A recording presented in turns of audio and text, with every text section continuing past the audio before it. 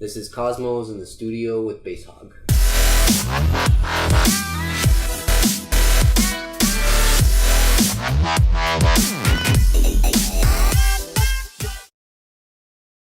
So pretty much when I first started this track, I was using this new plugin that I wanted to mess with called the George Duke Soul Treasures. It's part of Contact. And it's basically like this huge sampler with like a bunch of old psychedelic type sounds. So this is what it sounds like by itself.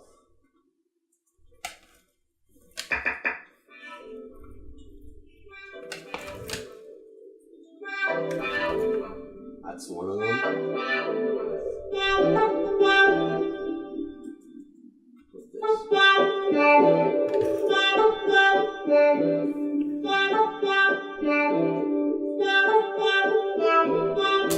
So yeah, I came up with that and I really liked it. So I started to build off of it a little more with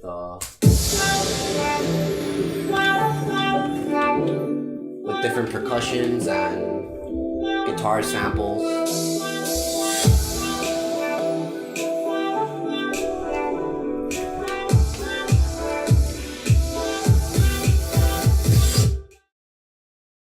I have signature drums. I use pretty much the same drum samples for all of my tracks. It makes it a lot easier because majority of the time, like you're just looking for that perfect sample.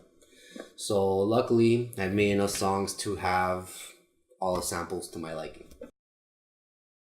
I pretty much make tracks in order. Not a lot of producers do that. A lot of producers, they like start off with like the drop first and then like they make an intro to it and a build up, but for some reason I'm like really OCD about it and I just have to like make a track from point A to point Z. So I start off from the intro and then I make the build up and then I make the drop, then I make the break in between, second drop and outro.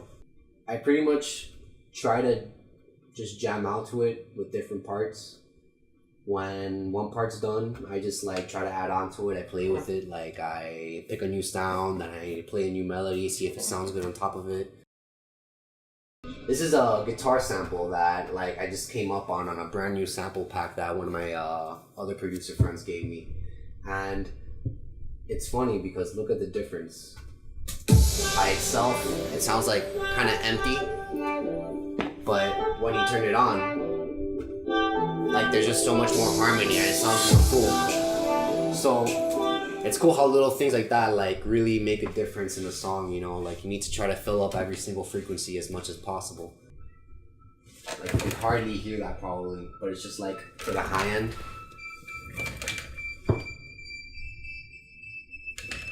And yeah, you know, like you gotta focus on the little things because they're just as important as the big sounds. Try to make it sound as clean as possible, but as full as possible at the same time. Sometimes less is more, but like at the same time, those little details is what really makes a track too.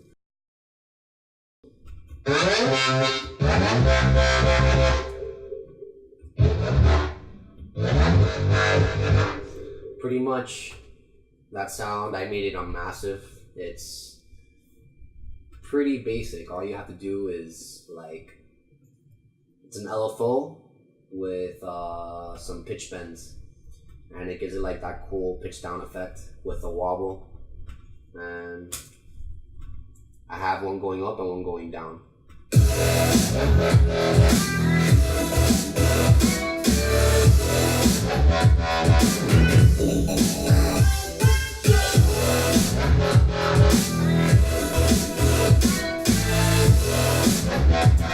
I also have that layer with some basses, a simple one here.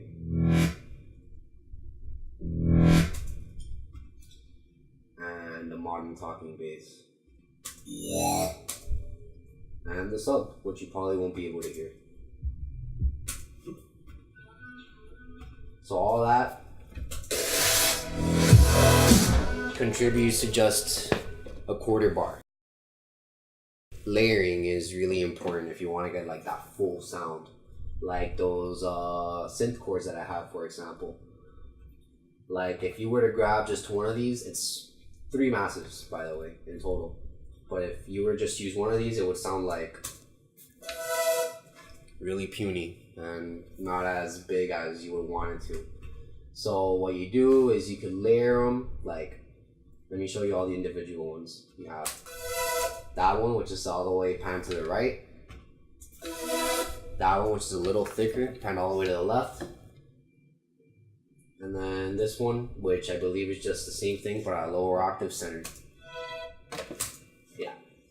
And overall, that sounds like this.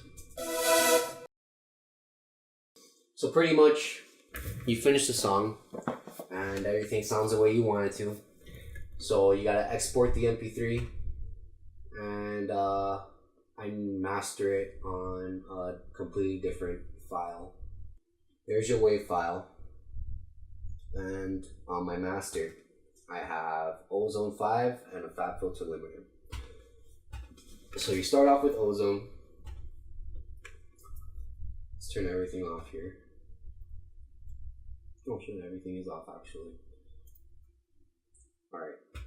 So when I master, I normally go by the loudest part of the song. So that would be the drop.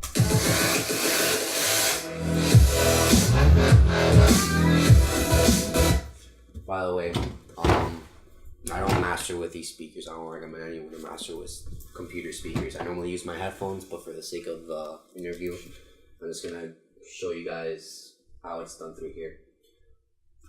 You pretty much just start off in order. If you use Ozone, you EQ it the way you like it.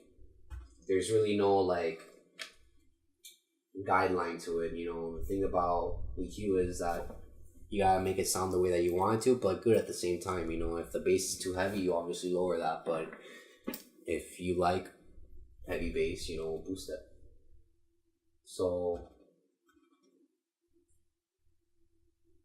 I pick a nice preset.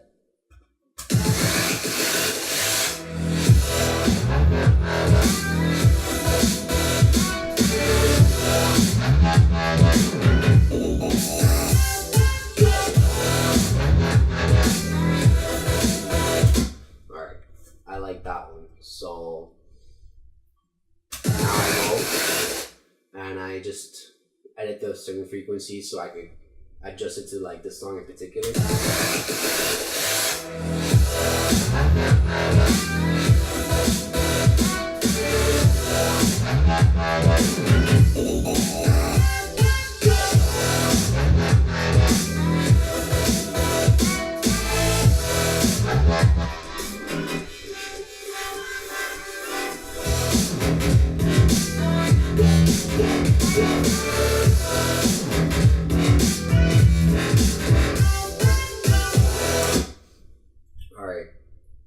Skip the reverb because I feel that the drier a song is, the better. Like, I feel reverb just makes it like really wet and muddy.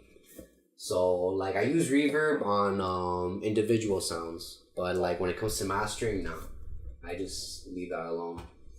Harmonic exciter, which is pretty much saturator.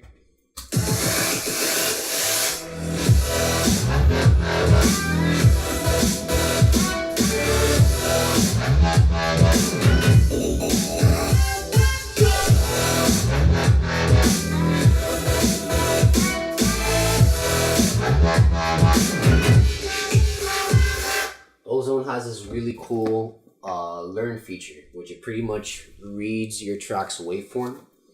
So you right click and you hit learn, and it moves the waves around, or like the frequency bands around, in to like adjust to your specific song. So that's a really cool feature because then it's just not your ordinary preset. It's like customized already to your song. So there we go, we got it saturated, and now we gotta compress it.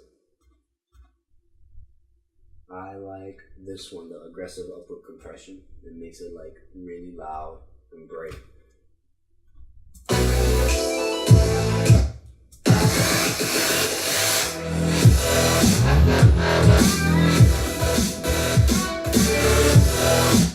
There's a lot of difference there. Like without it, it just sounds really like 2D almost. This brings it out, it winds it up. Then I have stereo imager. I normally use the, what is it called, the multi-band def. It pretty much gets wider the higher the frequencies get, which is good because, you know, bass is supposed to be mono, so the higher it gets, the wider the sound gets.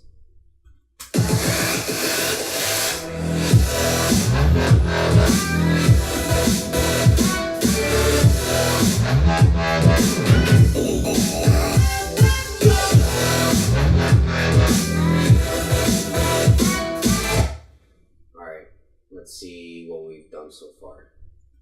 Without ozone at all, it sounds like.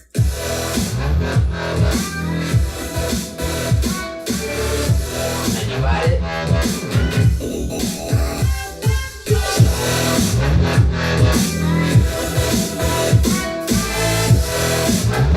It's louder, it's brighter.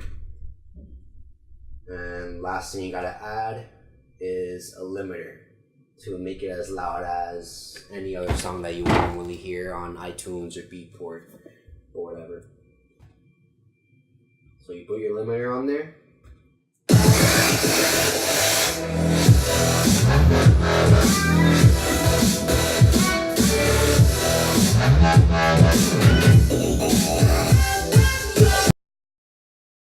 For leads and like atmospheric stuff, I use a lot of presets that I find on Native Instruments Absinthe and Razor and all that good stuff. I use a lot of Native Instruments plugins because, you know, like, I don't know, I really like the quality. It's legit, it sounds good, and you could be really creative with it too. Like, if you don't like the general sound, you're always free to tweak it as you want, and you could use effect plugins too from FabFilter or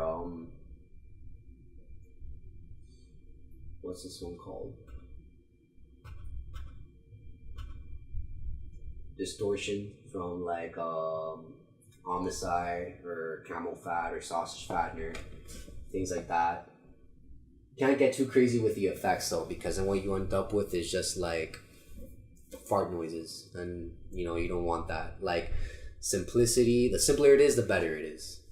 Like, for example, all these sounds that I have here, they're not that crazy, but that's why you have to layer it, and like, you need to make it more full overall. You can't just like be quick to say, oh, this sounds like shit, let me just trash it, and then like you give up. And yeah, I've been there.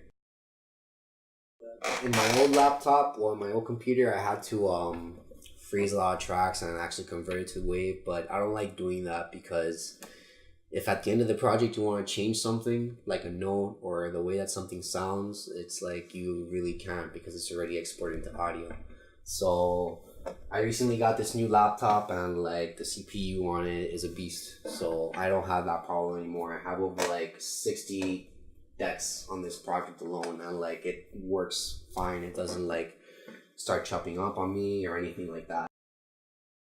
If I start something else, I never go back to the other one. It's a really bad habit of mine.